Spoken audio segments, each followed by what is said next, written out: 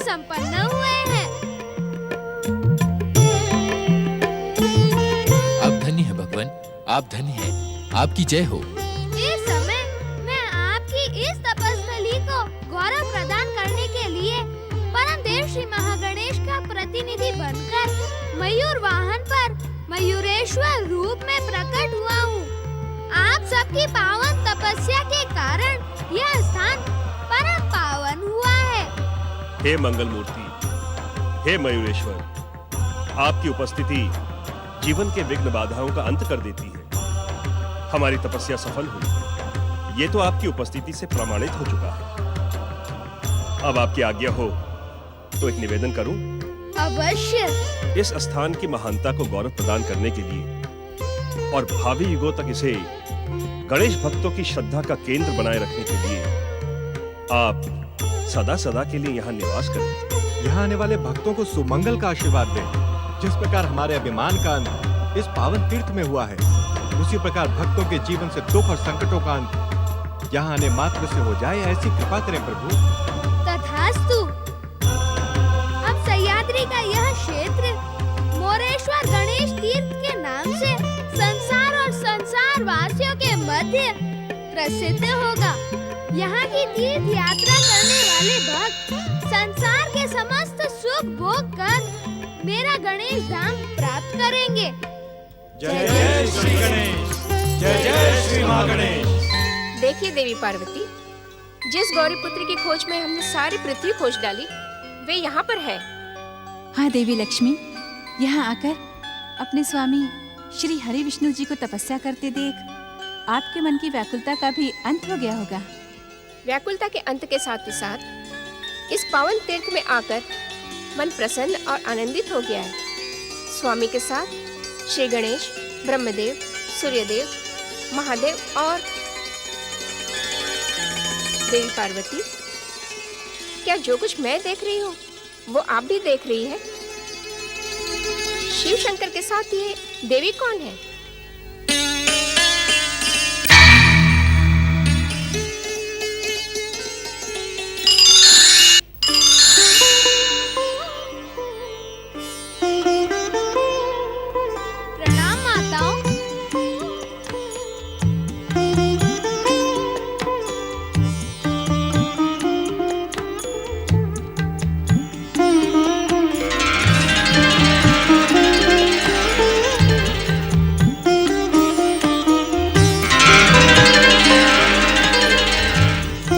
माता का कर्तव्य निभाने के लिए कैलाश में थी देवी पार्वती, तो शक्ति तुम्हारी प्रतिनिधि बनकर हमारे साथ यहाँ तपस्या कर रही थी। तुम्हें देखकर ये तुम्हारे भीतर ही समा गई।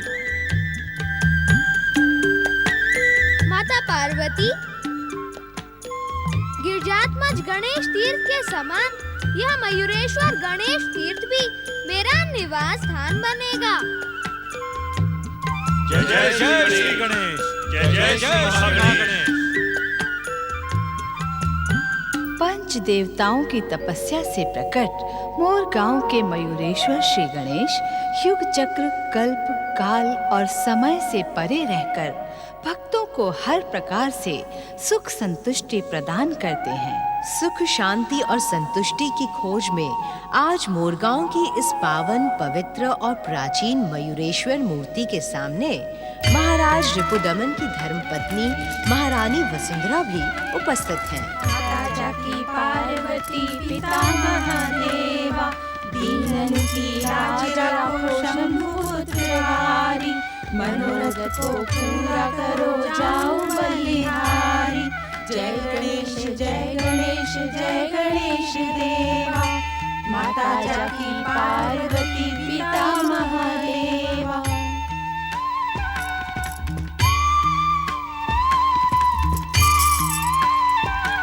ऐ मोरेश्वर श्री गणेश, आपकी कृपा अपरंपार है। आपकी चमत्कारिक कृपा और महिमा सारे सृष्टि में प्रसिद्ध है। हे कृपालु मोरेश्वर, मुझ पर भी कृपा कीजिए, मेरी भी सुन लीजिए, मेरी सुनी को भर दीजिए प्रभु। मैं अपने पुत्र का मुंह देखने के लिए तरस रही हूँ। कृपा कीजिए प्रभु, कृपा कीजिए। विचलित ना हो महारानी। दयालु श्री गणेश आपकी प्रार्थना अवश्य सुनेंगे। इनकी कृपा और दया पर विश्वास रखिए। ये क्या कह रहे हो चंपा? जिस आयु में बच्चे गुड्डा गुड्डी का खेल खेला करते हैं, उस आयु में भी मैं इन्हीं के चरणों में आती थी। मुझे इन पर पूर्ण विश्वास है, परंतु न जाने मुझसे क्या भूलोगे ये चंपा, जब तक मैं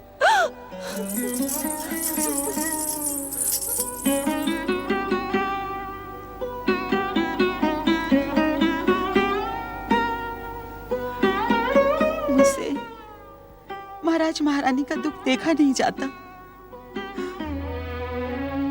महारानी तो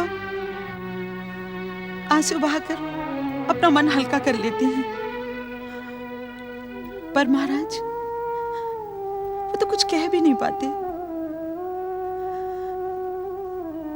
हे मंगल मूर्ति, हमारे महाराज महारानी पर कृपा करो।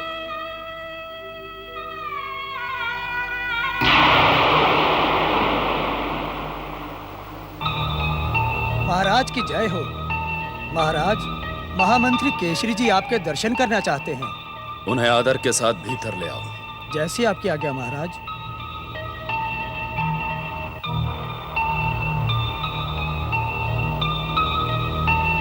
महाराज की जय हो। महाराज, मैं एक बहुत ही शुभ समाचार लेकर उपस्थित हुआ हूं। पहुंचे हुए महात्मा विश्वानंद गिरी महाराज हम सबके सौभाग्य से नगर पधारे हैं। महामंत्री केसरी, हमने भी बहुत सारे लोगों से उनकी कीर्ति और नाम के बारे में सुना है। सच कहें तो हम स्वयं उनके दर्शनों की अभिलाषा रखते हैं। क्षमा करें महाराज, आपकी आज्ञा के बिना ही मैं आज प्रातःकाल महात्मा जी की सेवा के लिए गया था और मैंने उनसे निवेदन किया कि हमारे महाराज रिपुदमन के राजमहल में पधारें। नहीं महामंत्री, इतने पहुंचे हुए महात्मा को कष्ट देना उचित नहीं होगा। हम स्वयं महारानी वसुंधरा के साथ उनके दर्शनों को जाएंगे और उनके चरणों की रज लेकर अपने जीवन को धन्य करेंगे। आपकी भावना धन्य है महाराज, धन्य है।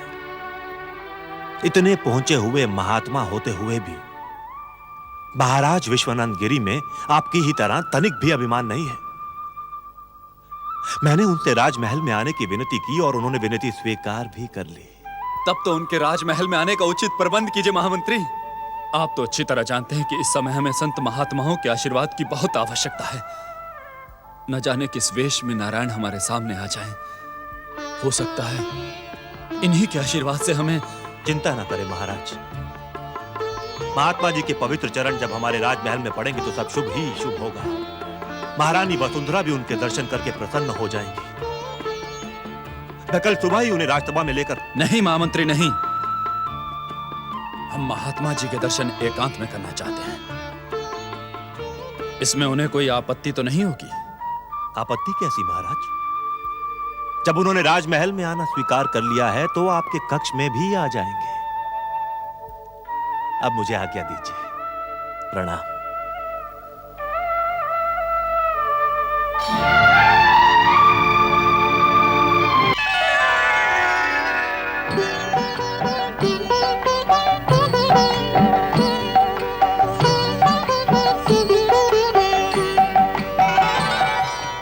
आइए महात्मा जी, आइए। महात्मा गिरिराज पधार रहे हैं। आइए महात्मा जी, पधारिए।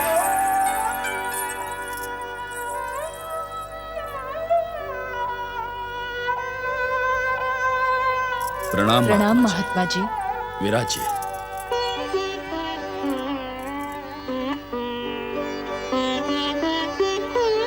महामंत्री केसरी, हम वैरागियों को राजसी स्वागत की क्या आवश्यकता है? इसीलिए हम राजभवन में आने से झिझक रहे थे।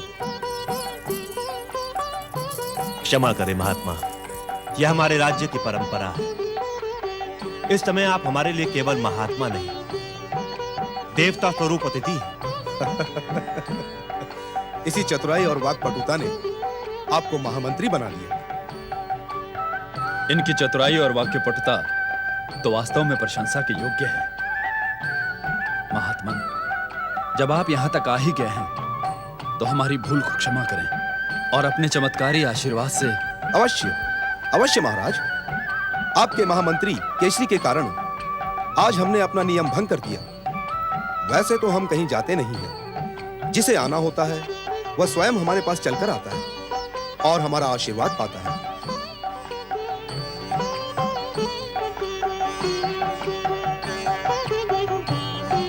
इन सब की कोई आवश्यकता नहीं है महाराज।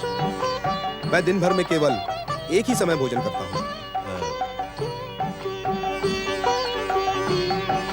महाराज, मैंने महात्मा जी को बता दिया कि आपको किसी संत महात्मा के आशीर्वाद की कितनी आवश्यकता है। महाराज रिपुदमन, मेरी बात ध्यान से सुनिए। आपकी धर्मपत्नी महारानी वसुंधरा शीघ्र ही आपके युवराज की माता बनेगी।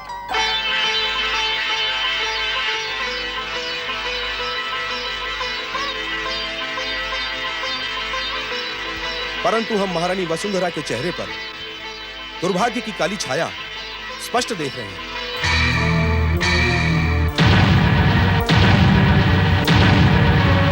इसीलिए भविष्य में सावधान रहिएगा महाराज। दुर्भाग्य की काली छाया?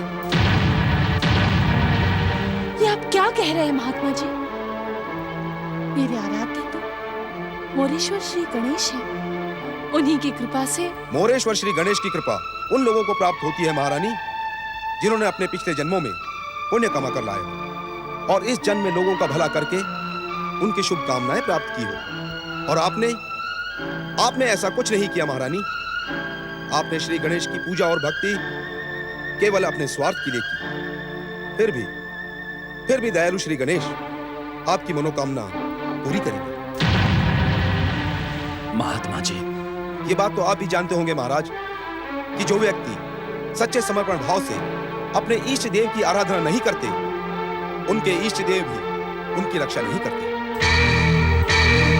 यदि आप अब भी निस्वार्थ भाव और सच्चे मन से श्री गणेश की पूजा करेंगे तो आपके दुर्भाग्य के बादल भी छट सकते हैं।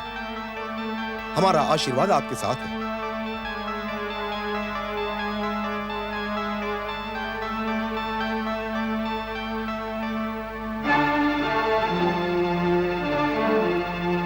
बस महाराज, अब समय पूरा हो गया है।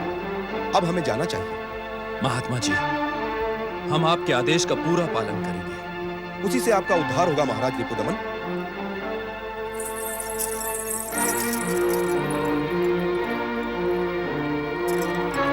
आइए महाराज, आइए।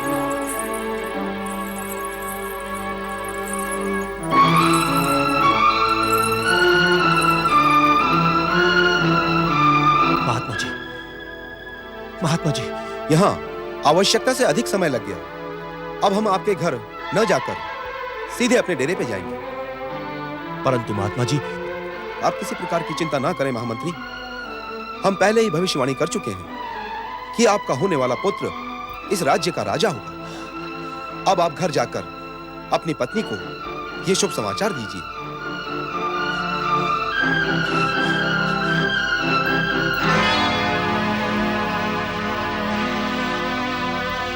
देवी, सूरज ढलने को आया है, अब तो भोजन कर लीजिए। कितनी बार कह चुकी हूँ कि मुझे अकेला छोड़ दो। जब भूख लगेगी मैं भोजन मंगवा लूंगी। जाओ, चली जाओ यहाँ से। नहीं, मैं नहीं जाऊंगी, आपको भोजन करना ही पड़ेगा।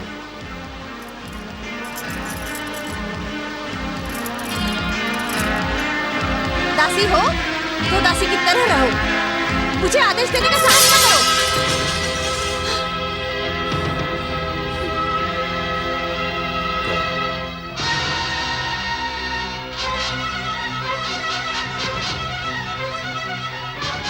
भैरवी, समय पर भोजन नहीं करोगी तो हमारे होने वाले बालक को कष्ट नहीं होगा? अपना क्रोध उस अबोध बालक पर क्यों निकालना चाहती हो? मैं अपने होने वाले बालक पर नहीं, स्वयं अपने आप पर क्रोध कर रही हूँ। स्वयं पर क्रोध का कारण?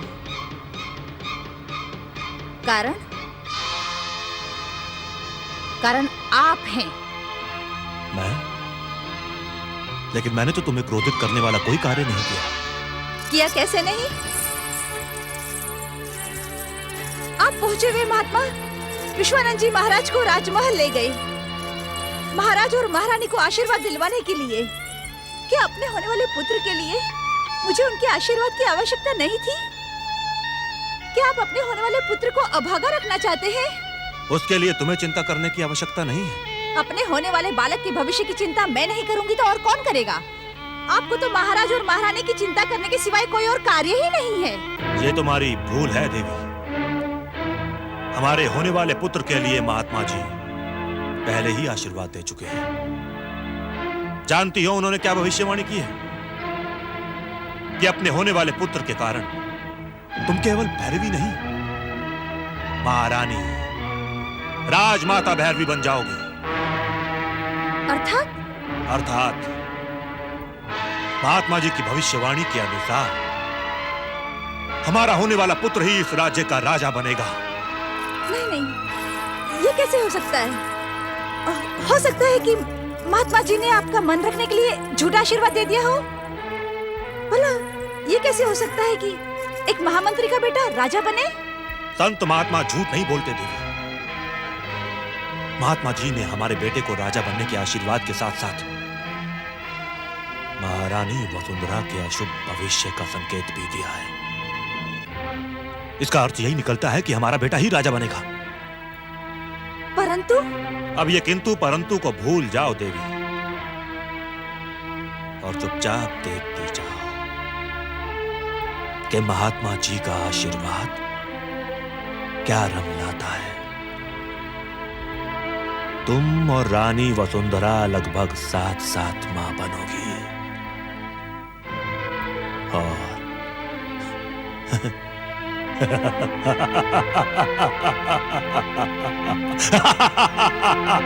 हे विघ्नहर्ता श्री गणेश, विश्वानंद गिरी महाराज की भविष्यवाणी रात दिन मेरे कानों में गूंज रही है। मुझ पर और मेरे बालक पर कृपा करो प्रभु। अब उसके आने में अधिक समय नहीं है। दुर्भाग्य की काली छाया से हमें दूर रखो। हम पर दया करो प्रभु, हम पर दया करो, दया करो हम पर। दया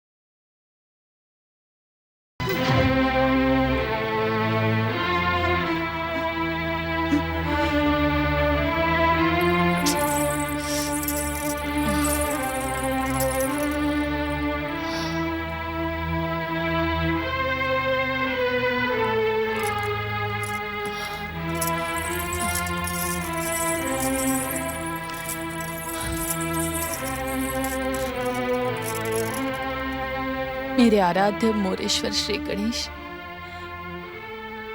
मेरे पुत्र की रक्षा करना। विश्वानंद जी की बातों से मेरी रातों की नींद। चंपा, क्या हुआ? तुम क्यों रो रही हो? रो नहीं तो क्या करूं?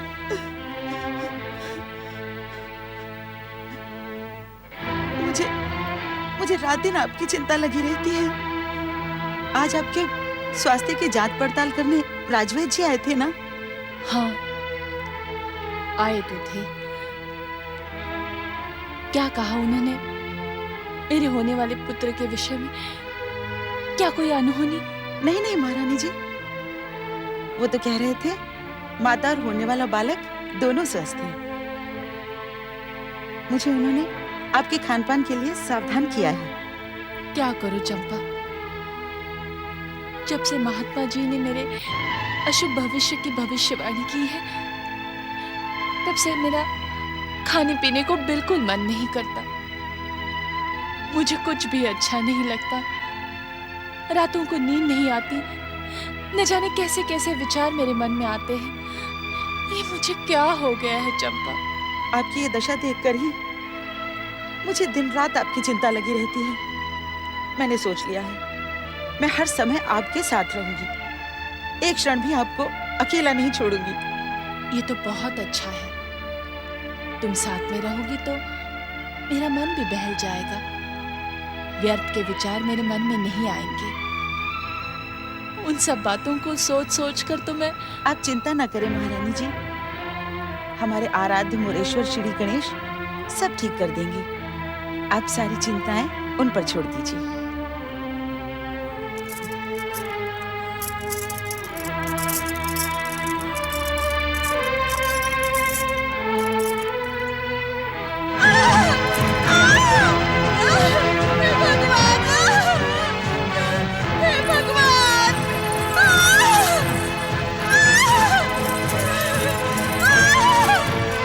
भैरवी इतना चीख क्यों रही है राजबहन जी?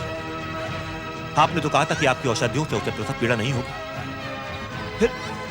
फिर ये घोर यातना क्यों? मेरी औषधियों का प्रभाव अवश्य होगा महामंत्री जी। होने वाला बालक सकुशल जन्म लेगा, परंतु यदि बालक उपद्रवी हुआ तो माता को थोड़ा बहुत कष्ट होना तो स्वाभाविक है। आप चिंता न करें, सब ठीक हो जाएगा महामंत्री जी। आज्ञा चाहता हूं।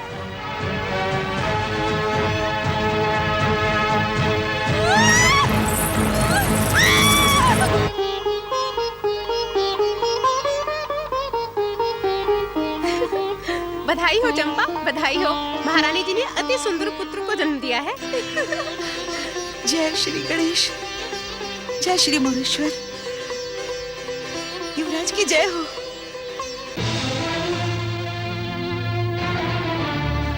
हमारे युवराज की रक्षा करना मोरेश्वर श्री गणेश। उन्हें विघ्न बाधाओं के भ्रमजाल ने घेर रखा है। उन पर अपनी कृपा दृष्टि बनाए रखना प्रभु।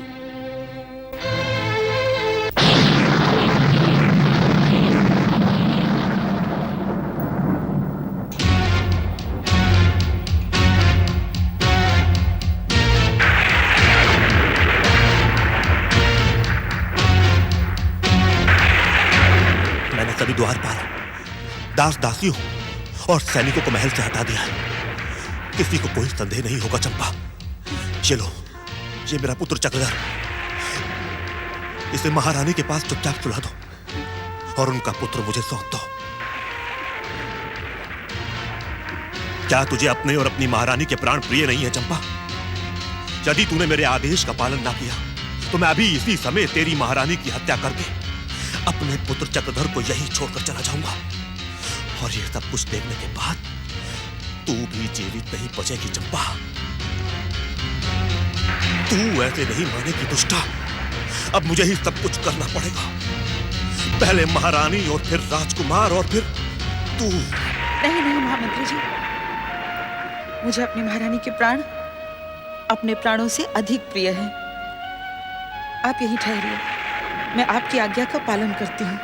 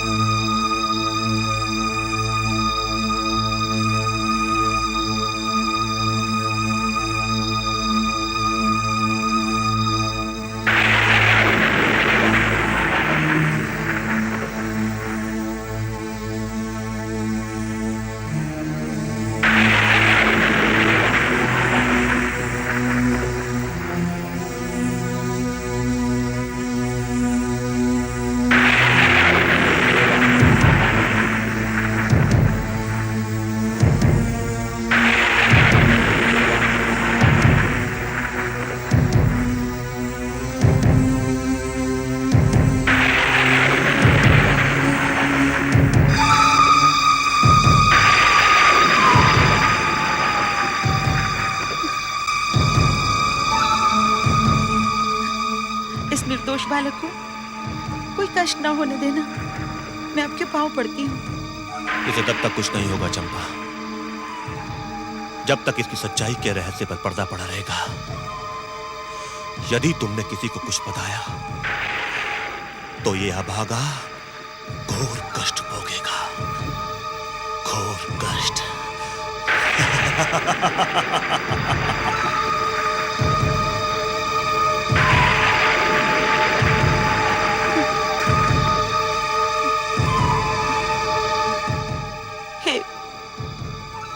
हे मोरेश्वर श्री गणेश, युवराज की रक्षा करना।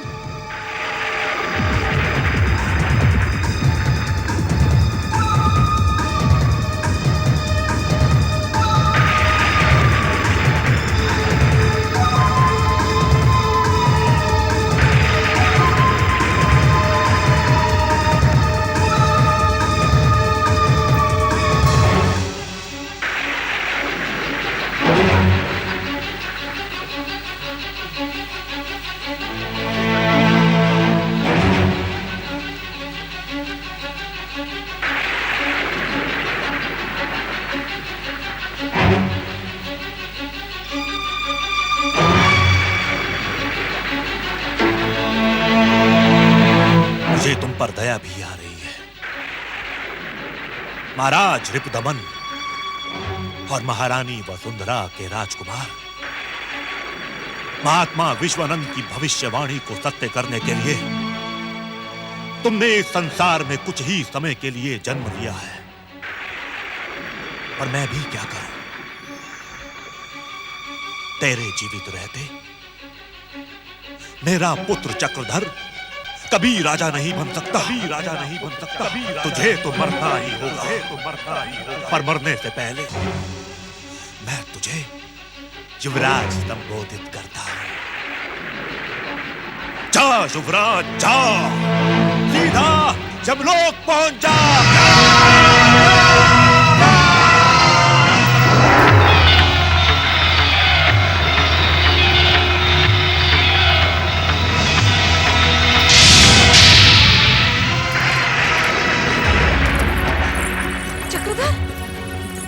चक्रधर! अरे चक्रधर कहाँ है? चक्रधर! चक्रधर! अरे कोई है? अरे चक्रधर कहाँ है? कहाँ गया चक्रधर? चक्रधर! चक्रधर! स्वामी, स्वामी हमारा पुत्र चक्रधर! आप इतनी रात ये तलवार लेकर कहाँ गए थे? मैंने तुमसे कहा था ना भैरवी कि हमारा पुत्र इस राज्य का राजा बनेगा, तो राजा बनने से पहले युवराज और राजकुमार बनना पड़ता है। क्या इस सच को तुम नहीं जानती? पहले ये तो बताइए कि चक्रधर कहाँ है? भैरवी, तुम्हारा पुत्र राजकुमार और युवराज बनने के लिए राजमहल पहुंच चुका है। ये क्या कह रहे हैं आप? वही जो सच है। अब सारा संसार उसे महाराज रिपुदमन और महारानी वसुंधरा का पुत्र समझेगा। इस सच को हमारे, तुम्हारे और चंपा दासी के सिवा कोई नहीं जानता, और तुम भी इस रहस्य को रहस्य ही रखना, वरना हम पर भी संकट के बादल छा सकते हैं। लेकिन ये सब करने की आवश्यकता क्या थी आपको? आवश्यकता नहीं भैरवी, आवश्यकता नहीं, महत्वाकांक्षा। मैं भी राजा बनना चाहता था, और मैंने हर प्रकार से प्रयत्न भी किए, परंतु हमेशा असफल रहा। पर जो मैं नहीं कर पाया वो मेरा पुत्र करेगा। चक्रधर को राजा बनने से दुनिया की कोई शक्ति नहीं रोक सकती, और उसके राजा बनने के पश्चात हम भी। परंतु महारानी वसुंधरा का पुत्र चक्रधर कहाँ है? हमने जानबूझकर अपने पुत्र का नाम भी चक्रधर रखा, जिससे किसी को कोई संदेह ना हो। महाराज महारानी के चक्रधर को जहां पहुंचना था वो वहां पहुंच चुका है। अर्थात आपने उसे नहीं, ये आपने क्या किया? आप उसे मेरे पास क्यों नहीं ले आए?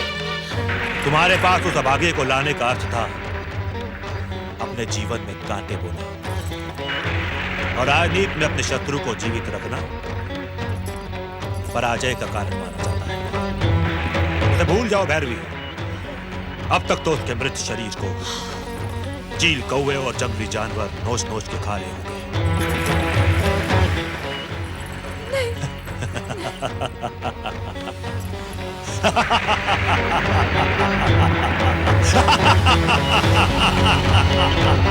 ओम गंग गणपते नमः। ओम गंग गणपते नमः। ओम गंग।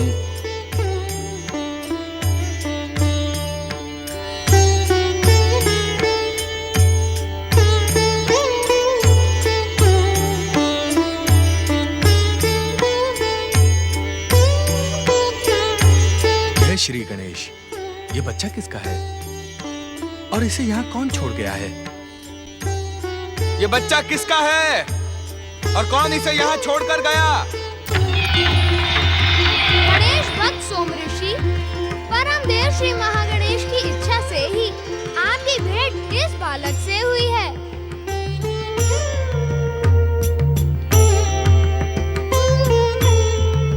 आप कौन है महानुभाव और आप सामने क्यों नहीं आते? सोम ऋषि, क्या परम गणेश भक्त होकर भी आप ये नहीं जानते कि श्री महागणेश सृष्टि के कण कण में उपस्थित है? उन्हीं की इच्छा का संकेत ये वाणी दे रही है। आप भक्ति और निष्ठा पूर्वक इस संकेत का पालन करें। ये बालक आपके लिए श्री महागणेश का उपहार है। इस उपहार का स्नेह सहित लालन पालन कीजिए और इसे अपने समान बनाइए। आपका कल्याण हो। जय श्री गणेश। आपका ये उपहार मुझे अपने प्राणों से भी अधिक प्रिय रहेगा श्री महागणेश। आपकी कृपा पाकर मैं सचमुच धन्य हो गया। जय श्री गणेश। जय जय श्री महागणेश।